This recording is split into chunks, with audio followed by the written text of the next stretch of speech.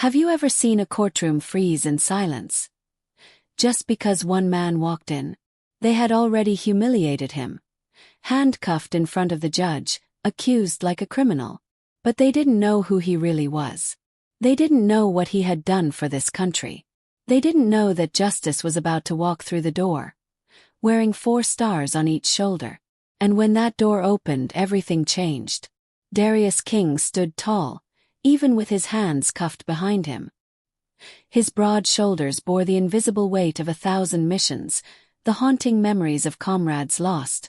And now, the judgment of a courtroom that didn't care about any of it. The fluorescent lights buzzed above him, cold tile beneath his boots, and a young public defender flipping through papers like he was just another name on a long list of forgotten men. He wore a plain black hoodie and jeans, clean but worn. His face was tired, jaw clenched, and yet his dark eyes burned with a kind of calm defiance. They didn't know that Darius was a Navy SEAL sniper. One of the best. They didn't know that he'd once dragged an injured child 2 miles through enemy fire. Or that his last mission saved an entire platoon. All they saw was a black man in handcuffs. Started 2 weeks ago in Atlanta. Darius was driving home from visiting his mother's nursing home. He had flowers in the passenger seat and the same dog tags he wore in Afghanistan swinging from his rearview mirror. But a busted taillight was all it took. 2 patrol cars, lights, sirens. He was calm, respectful, rolled down his window before they asked. License and registration, the officer barked. Not a request, command. Darius reached slowly, narrating his every move. License, in my back pocket. Registration, glove compartment. Still, the officer had his hand on his holster. Another joined him. Whispered something Darius didn't hear. Step out of the vehicle, they said. He did. They cuffed him. They told him there was a bench warrant for unpaid parking tickets. But when they searched his car, they said the name on the license didn't match, because someone had mistakenly typed Daniel King into the DMV database instead of Darius King. That's all it took. One typo. The next morning his photo was on the news. Man impersonating veteran caught with unregistered vehicle. They never checked his military record. They never called the VA. They never asked. The judge's bench was high, cold, unforgiving. A young white prosecutor named Mallory Crane stood, lips pursed, arms folded. Your Honor, this defendant presented false identification and claimed to be a decorated Navy SEAL. We recommend no bail due to flight risk. Gasps from the gallery. Darius didn't flinch. He didn't need to tell them who he was. He'd spent his whole life proving it. But as the court murmured and the judge nodded along, a quiet voice from the back row rose. It was the old janitor, Samuel. He'd seen Darius in the hallway earlier, recognized the tattoo on his arm. A trident and a number beneath it. SEAL Team 6. Y'all ever checked if he's telling the truth? Samuel asked softly. Crane rolled her eyes. Sir, please sit down. But Samuel didn't. He stepped forward. I know that man. He saved my nephew in Ramadi. Say man. He carried him out when no one else would.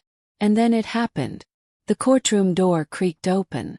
And in stepped a 4-star general. General Malcolm Wright was a living legend. Combat boots. Full dress uniform. Medals that glinted beneath the lights like echoes of thunder. The room fell into stunned silence. No one had seen a 4-star general in that courtroom in over a decade. He walked slowly, every footstep measured, stopping just inches from Darius. At ease, Operator King, he said firmly, nodding.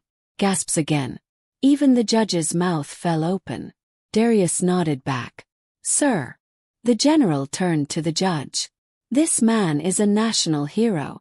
He served under my command for 9 years. 3 silver stars. 1 Distinguished Service Cross. He took a bullet for me in Mosul. If you lay another false charge on him, this court will answer to the Pentagon. The prosecutor stammered. But the records. I reviewed them. The error was clerical. And as for impersonation, he held up a framed photograph. Darius stood in full uniform, arm around the general. Behind them was a war-torn street in Fallujah. Silence. The judge's gavel shook in his hand. Charges dismissed. Case dropped. Handcuffs removed. But Darius didn't smile. Because for him, it wasn't about revenge. It was about every black man who'd stood where he stood, accused without evidence. It was about a justice system that didn't look past a hoodie and skin color. And it was about his mother, who'd fought cancer just so he could afford flight school when he got back from his last deployment. He walked out of that courtroom a free man. But he knew freedom wasn't enough. Not until justice became the standard for everyone. 2 days later, Darius visited the same police station that arrested him. But he wasn't there to fight. He brought coffee, 12 cups, labeled with names. Each officer's name. He handed them out with a calm, "Good morning." One officer, Officer Ruiz, refused. "You serious?" After what happened, Darius just nodded. "I am." "Why?" "Because hate won't fix this. But maybe kindness will open a door." That simple gesture shook the entire precinct. One officer later told a reporter, "I don't know what hit me more, the coffee or the humility."